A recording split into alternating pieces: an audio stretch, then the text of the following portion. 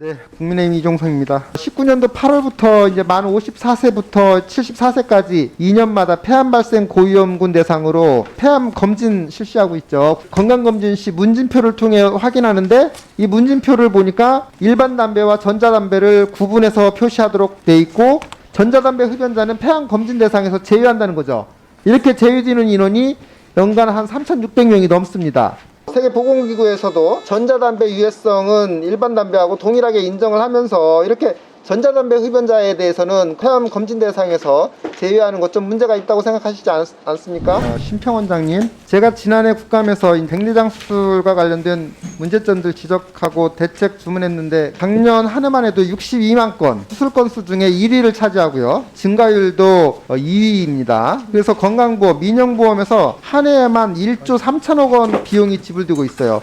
문제는 이례적으로 이제 40, 50대 젊은 연령대까지 이제 수술이 늘어나고 있고 페이백, 환자 모집 이런 불법도 성행하고 있고 여러 가지 문제점들이 지속되고 있다라는 부분입니다. 그럼에도 이제 개선 방안에 있어서 조금 더디 가고 있어서 문제가 더 심각한데요. 조절성 인공수정체, 다초점 렌즈 사용 시 그 여부 기재하도록 했었죠. 이게 비급여 이제 관리 차원에서 작년 한 해 동안 있었던 62만 건 수술에 대해서 분석을 해보니까 한 23만 건 정도가 다초점 렌즈 사용량입니다. 이게 다 비급여인데 사용 현황이 정확히 파악조차 안 되고 있다라는 문제가 있고, 자, 심평원에서 작년도 백내장 수술건 중 의심이 가는 수술이 빈번한 71개소 의료기관 중에서 특히나 의심이 가는 277건에 대해서 전문가 자문을 거쳤는데 그 중에서 5건 환수 조치됐습니다. 근데 그 5건이 어떻게 환수 조치됐는지 아세요? 다 자료 제출 거부로 환수 조치됐습니다. 그렇다면은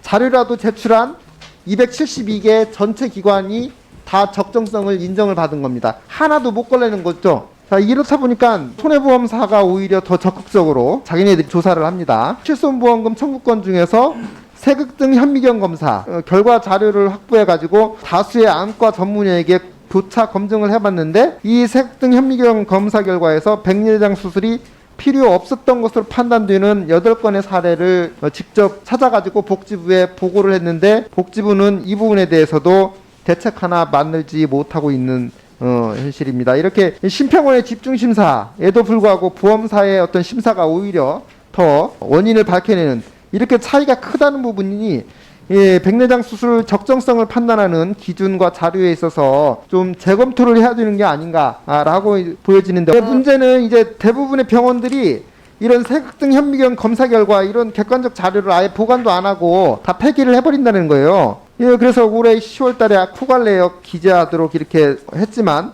결국은 검사 결과물 등 이런 객관적인 증빙 자료는 요구를 안 하기 때문에 이게 근본적인 대책으로 인정받을 수 없다는 것이고요. 동의하십니까? 네, 전적으로 동의합니다. 네, 그래서 이 부분에 대해서 제가 한 두어 가지 제안을 드리자면은 일정 정도 수가를 지급하더라도 이런 세극등 현미경 검사 자료를 의무적으로 보관하도록 하는 게 좀 좋을 것 같고, 그리고 비급여 통제를 위해서는 연령대를 한 65세 이상으로 이렇게 제한을 해서 비급여 조절성 인공수정체에 대해서 선별급여를 좀 하면은 이 비급여 가격에 대해서 좀 통제가 가능하지 않을까라는 생각이 드는데 한번 검토를 좀 해주시기 바랍니다.